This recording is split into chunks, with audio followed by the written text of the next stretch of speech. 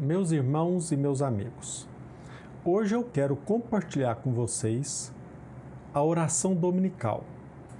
Esta oração está presente no Evangelho segundo o Espiritismo. E esta oração minha mãe lia durante o culto do Evangelho no lar quando eu era criança. Pela sua extensão, à época eu ficava contrariado. Mesmo assim, me recordo das lições maravilhosas que eu obtive. Agradeço a minha mãe do fundo do coração por ela ter permitido que eu desfrutasse desta maravilha. E hoje eu posso deixar bem claro que esta oração nos traz ensinamentos profundos, se não de todos, pelo menos da maioria das questões humanas, que vocês possam tirar o melhor proveito. Que a paz de Jesus esteja conosco, hoje e sempre.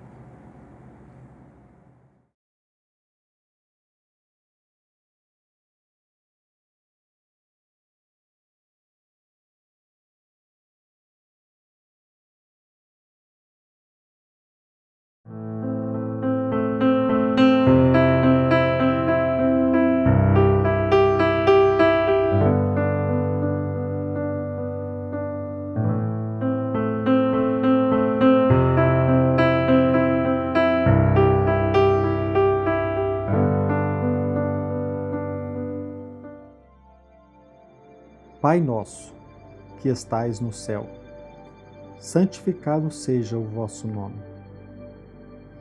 Cremos em vós, Senhor, porque tudo nos revela o vosso poder e a vossa bondade. A harmonia do universo é a prova de uma sabedoria, de uma prudência e de uma previdência que ultrapassam todas as faculdades humanas. O nome de um ser soberanamente grande e sábio está inscrito em todas as obras da criação, desde a relva humilde e do menor inseto, até os astros que se movem no espaço. Por toda parte vemos a prova de uma solicitude paternal. Cego, pois, é aquele que não vos glorifica nas vossas obras, orgulhoso aquele que não vos louva, e ingrato aquele que não vos rende graças. Venha a nós o vosso reino. Senhor, destes aos homens leis plenas de sabedoria que os fariam felizes, se eles as observassem. Com essas leis, poderiam estabelecer a paz e a justiça, e poderiam se ajudar mutuamente, em vez de mutuamente se prejudicarem, como fazem. O forte ampararia o fraco, em vez de esmagá-lo. Evitados seriam os males que nascem dos abusos e dos excessos de toda espécie. Todas as misérias deste mundo decorrem da violação das vossas leis, porque não há uma única infração que não traga suas consequências fatais. Destes ao animal o instinto que lhe traça os limites do necessário, e ele naturalmente se conforma com isso. Mas ao homem, além do instinto, destes a inteligência e a razão. E lhe destes ainda a liberdade de observar ou violar aquelas das vossas leis que pessoalmente lhe concernem, ou seja, a faculdade de escolher entre o bem e o mal, para que ele tenha o mérito e a responsabilidade dos seus atos. Ninguém pode pretextar ignorância das vossas leis, porque na vossa paternal providência quisestes que elas fossem gravadas na consciência de cada um, sem nenhuma distinção de cultos ou de nacionalidades. Assim, aqueles que as violam é porque vos desprezam. Chegará o dia em que, segundo a vossa promessa, todos as praticarão. Então, a incredulidade terá desaparecido. Todos vos reconhecerão como o soberano Senhor de todas as coisas, e o primado de vossas leis estabelecerá o vosso reino na terra. Dignai-vos, Senhor, de apressar o seu advento, dando aos homens a luz necessária para se conduzirem no caminho da verdade. Seja feita a vossa vontade, assim na terra como no céu. Se a submissão é um dever do filho para com o pai, do inferior para com o superior, quanto maior não será a da criatura para com o seu Criador. Fazer a vossa vontade, Senhor, é observar as vossas leis e se submeter sem lamentações aos vossos desígnios divinos. O homem se tornará submisso quando compreender que sois a fonte de toda sabedoria e que sem vós ele nada pode. Fará então a vossa vontade na terra, como os eleitos a fazem no céu. O pão nosso de cada dia dai-nos hoje. Dai-nos o alimento necessário à manutenção das forças físicas e dai-nos também o alimento espiritual para o desenvolvimento do nosso espírito. O animal encontra a sua pastagem, mas o homem deve o seu alimento à sua própria atividade e aos recursos da sua inteligência, porque o criastes livre. Vós lhe dissestes: amassarás o teu pão com o suor do teu rosto, e com isso fizestes do trabalho uma obrigação, que o leva a exercitar a sua inteligência na procura dos meios de prover às suas necessidades e atender ao seu bem-estar. Uns pelo trabalho material, outros pelo trabalho intelectual. Sem o trabalho, ele permaneceria estacionário e não poderia aspirar à felicidade dos espíritos superiores. Assistis ao homem de boa vontade, que em vós confia para o necessário, mas não aquele que se compraz na ociosidade e gostaria de tudo obter sem esforço, nem ao que busca o supérfluo. Quantos há que sucumbem por sua própria culpa, pela sua incúria, pela sua imprevidência ou pela sua ambição, por não terem querido contentar-se com o que lhe destes. São esses os artífices do próprio infortúnio. E não têm o direito de se queixar, pois são punidos naquilo mesmo em que pecaram. Mas mesmo a eles não abandonais, porque sois infinitamente misericordioso e lhes estendeis a mão providencial, desde que, como filho pródigo, retornem sinceramente para vós. Antes de nos lamentarmos de nossa sorte, perguntemos se ela é a nossa própria obra.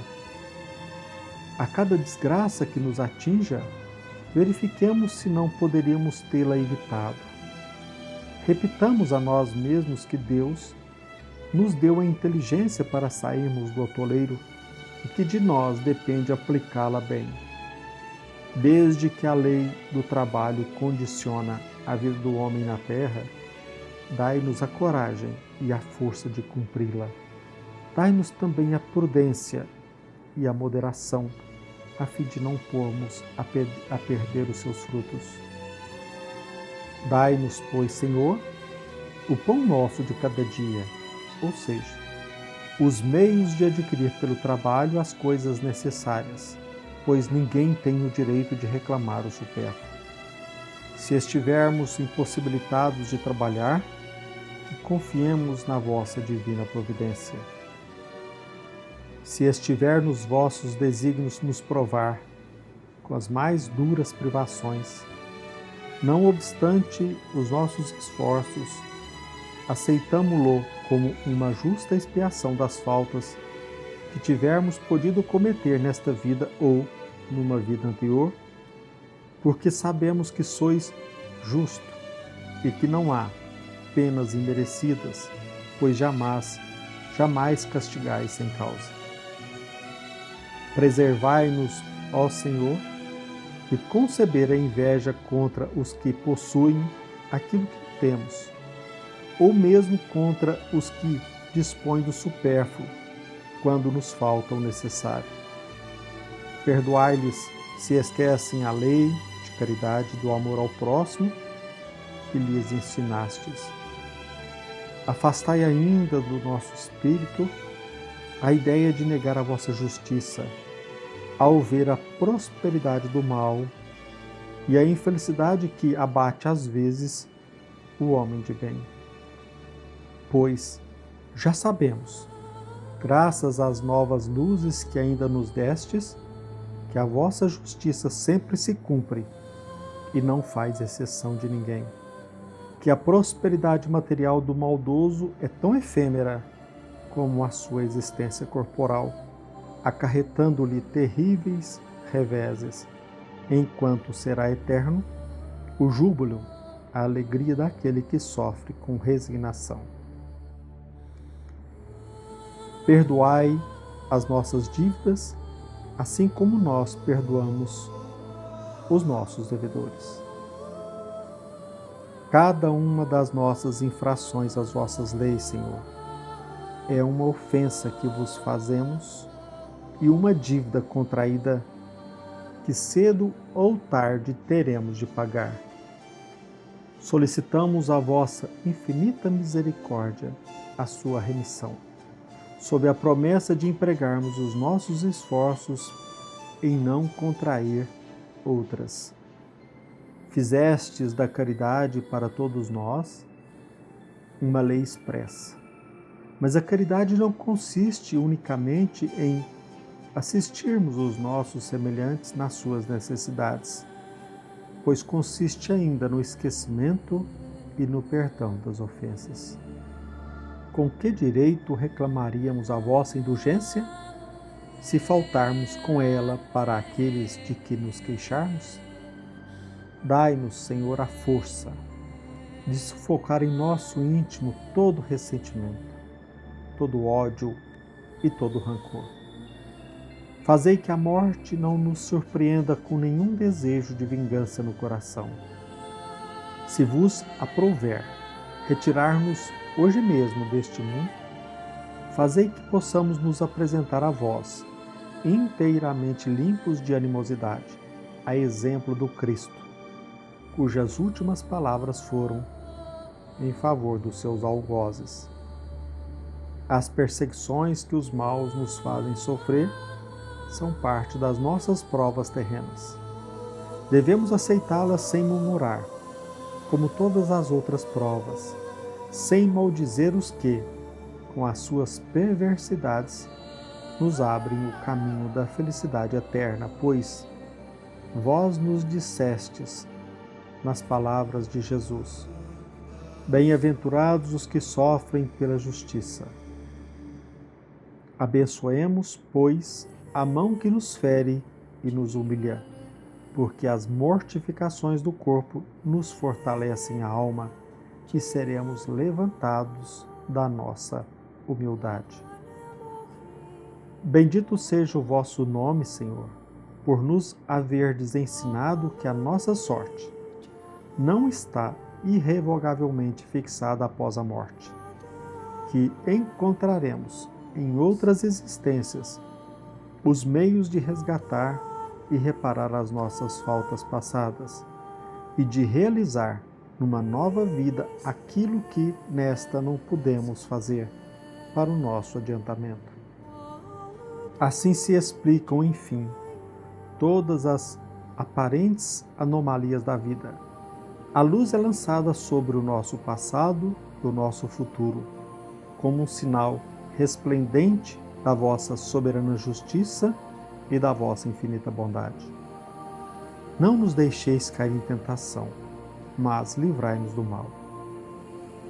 Dai-nos, Senhor, a força de resistir às sugestões dos maus espíritos, que tentarão nos desviar da senda do bem, inspirando-nos maus pensamentos. Mas nós somos, nós mesmos, espíritos imperfeitos, encarnados na terra para expiar nossas faltas e nos melhorarmos. A causa do mal está em nós próprios, e os maus espíritos apenas se aproveitam de nossas tendências viciosas, nas quais nos entretêm para nos tentarem. Cada imperfeição é uma porta aberta às suas influências, enquanto eles são impotentes e renunciam a qualquer tentativa contra os seres perfeitos. Tudo o que possamos fazer para afastá-los será inútil se não lhes opusermos uma vontade inquebrantável na prática do bem, com absoluta renúncia ao mal. É, pois, contra nós mesmos que devemos dirigir os nossos esforços. E então, os maus espíritos se afastarão naturalmente, porque o mal é o que os atrai, enquanto o bem os repele. Senhor, amparai-nos em nossa fraqueza, inspirai-nos pela voz dos nossos anjos guardiães e dos bons espíritos, a vontade de corrigirmos as nossas imperfeições, a fim de fecharmos a nossa alma ao acesso dos espíritos impuros. O mal não é, portanto, vossa obra, porque a fonte de todo o bem, Senhor, não pode engendrar nenhum mal. Somos nós mesmos que o criamos, ao infringir as vossas leis e pelo mau uso que fazemos da liberdade que nos concedestes. Quando os homens observarem as vossas leis, o mal desaparecerá da terra, como já desapareceu dos mundos mais adiantados. Não existe para ninguém a fatalidade do mal, que só parece irresistível para aqueles que nele se comprazem. Se temos vontade de fazê-lo, também poderemos ter a de fazer o bem. E é por isso, ó Senhor, que solicitamos a vossa assistência e a dos bons espíritos para resistirmos à tentação. Assim seja. Que vos apraza, Senhor, a realização dos nossos desejos. Inclinamo-nos, porém, diante da vossa infinita sabedoria, em todas as coisas que não nos é dado compreender, que sejam feitas segundo a vossa santa vontade e não segundo a nossa. Porque vós só quereis o nosso bem e sabeis melhor do que nós o que nos convém. Nós vos dirigimos esta prece, Senhor, para nós mesmos, mas também por todas as criaturas sofredoras, encarnadas e desencarnadas, por nossos amigos e inimigos, por todos os que reclamam a nossa assistência.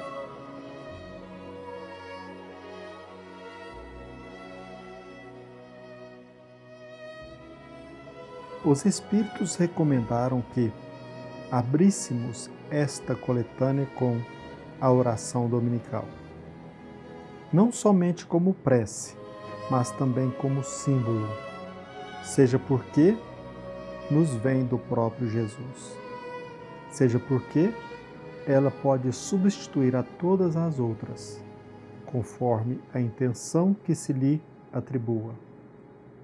É o mais perfeito modelo de concisão, verdadeira obra-prima de sublimidade na sua simplicidade. Com efeito, sob a forma mais reduzida, ela consegue resumir todos os deveres do homem para com Deus, para consigo mesmo e para com o próximo. Encerra ainda uma profissão de fé, um ato de adoração e submissão, o pedido das coisas necessárias à vida terrena e o princípio da caridade. Dizê-la em intenção de alguém é pedir para outro o que desejamos para nós. Entretanto, em razão mesmo da sua brevidade, o sentido profundo que algumas das suas palavras encerram escapa à maioria. Isso porque, geralmente, a proferem sem pensar no sentido de cada uma de suas frases. Proferem-na como uma fórmula, cuja eficácia é proporcional ao número de vezes que for repetida. Esse número é quase sempre cabalístico, o 3, o 7 ou o 9, em virtude da antiga crença supersticiosa no poder dos números e do seu uso nas práticas de magia.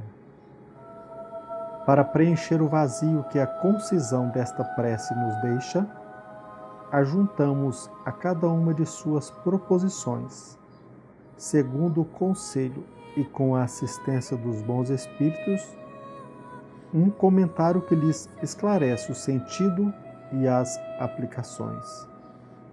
De acordo com as circunstâncias e o tempo de que se disponha, pode-se, pois, dizer a oração dominical em sua forma simples ou desenvolvida.